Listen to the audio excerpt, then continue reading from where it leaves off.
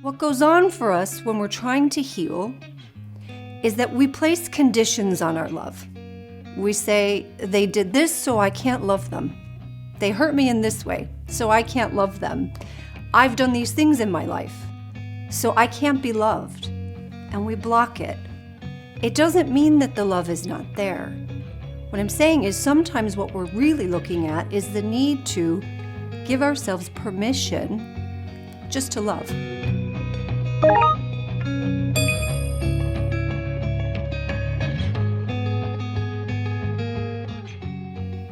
A woman came in for therapy once to me, a lovely woman in her 40s.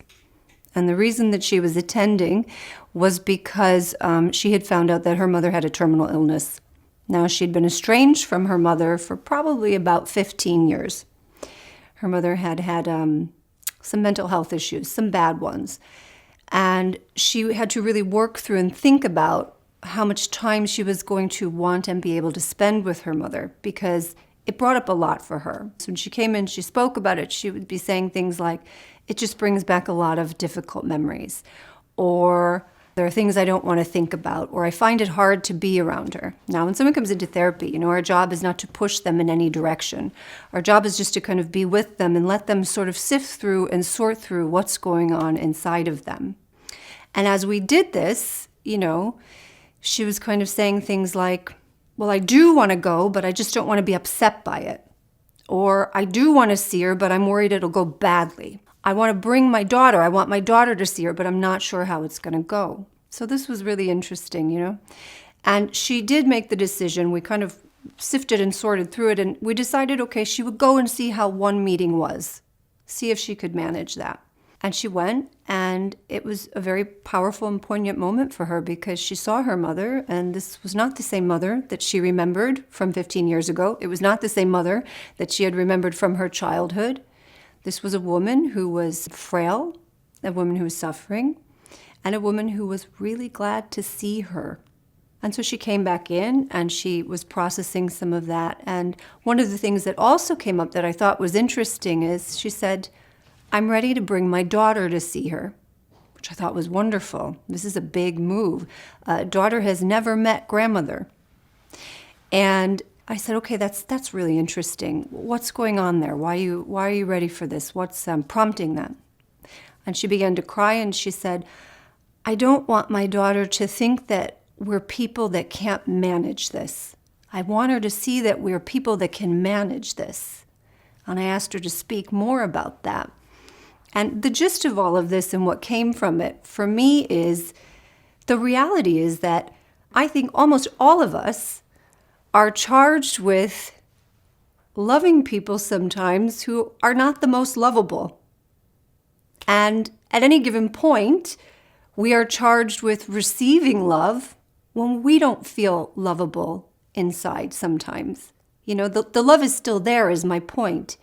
There's something very important in these heavy fates because the loving impulses are always there. They don't actually disappear. We know this when we really get stuck into therapy with people. The instinct and the impulse to love is always there. But what goes on for us when we're trying to heal is that we place conditions on our love. We say, they did this, so I can't love them. They hurt me in this way, so I can't love them. I've done these things in my life, so I can't be loved. And we block it. It doesn't mean that the love is not there. So what I'm saying is sometimes what we're really looking at is the need to give ourselves permission just to love, no matter what. No matter how dark, no matter what some of the uglier points were, to give ourselves permission to say, yes, all of that happened, and yes, I have these memories, and yes, some of those things were like that, and yet I still love. I can't help myself, because that's really what's underneath.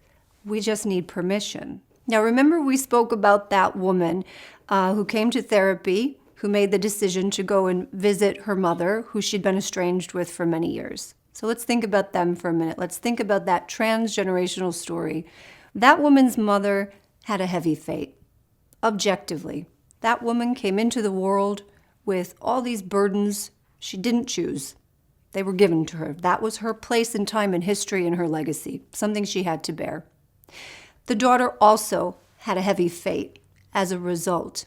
Now, the important thing that I think we need to see here is by the daughter coming in and taking the space to think this through, to sift and sort through these mixed feelings that she was having, and making the decision to go and reconnect with her mother at this really important point, and not just that, bring her daughter.